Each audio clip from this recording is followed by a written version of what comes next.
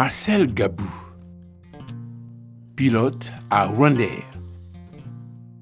Sarah Doucouré Bébé, la CEO de Vivo Énergie du Rwanda.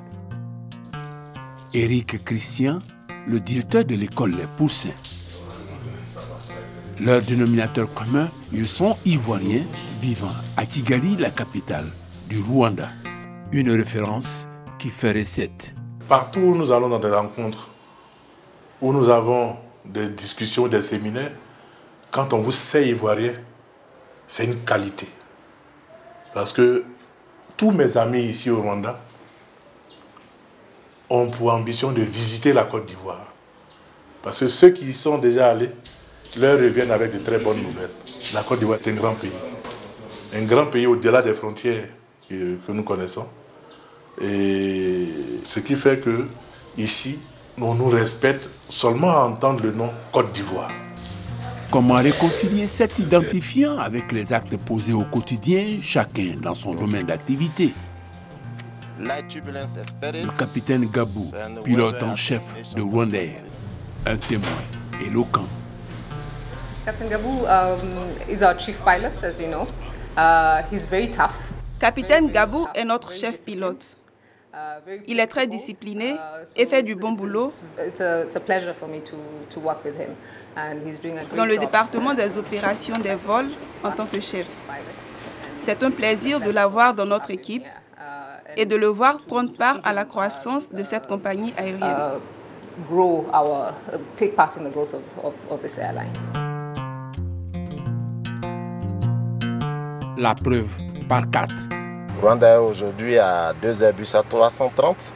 Celui que je pilote aujourd'hui qui est l'A330-300. C'est un avion qui pèse quand même 242 tonnes. On a 277 passagers à bord. Et on va voyager avec eux pendant 9h30 de vol. Donc il y a une grosse responsabilité qui est sur mes épaules et de tout mon équipage. Et donc on est obligé de faire attention aux moindres détails.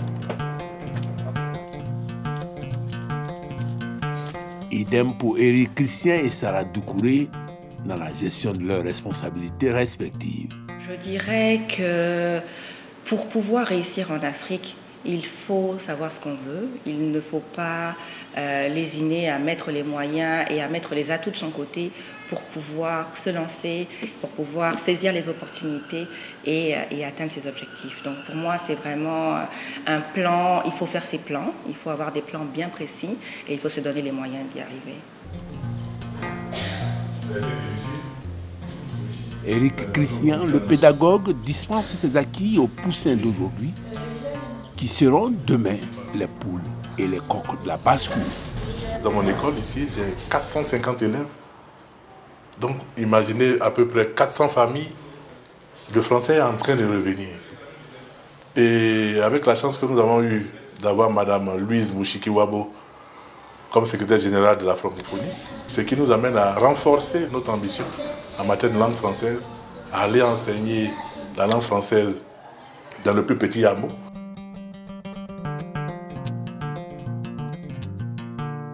Sarah Doucouré Bébé, l'une des rares femmes dans le pétrole en Afrique.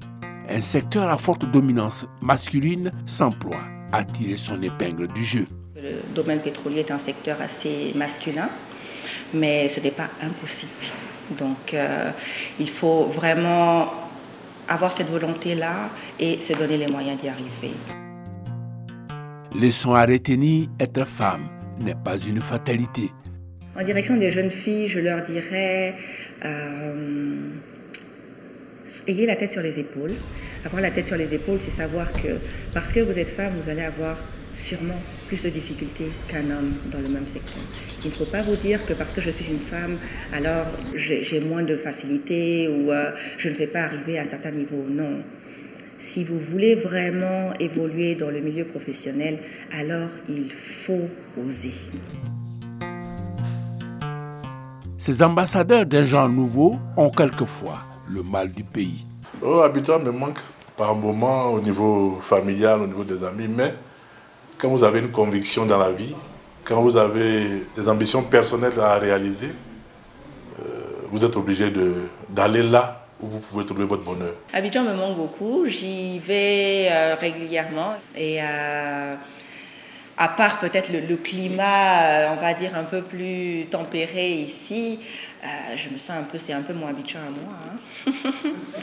On se retrouve un peu, on a nos traditions culinaires ici aussi, on a ramené un peu les traditions culinaires ivoiriennes ici. Je pense que vivre en Afrique, hein, c'est un choix et il faut vraiment pouvoir s'adapter dans tous les contextes.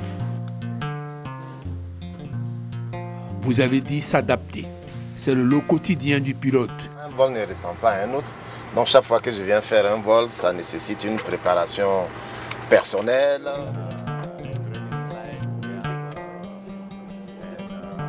La nouvelle Afrique en construction est à ce prix.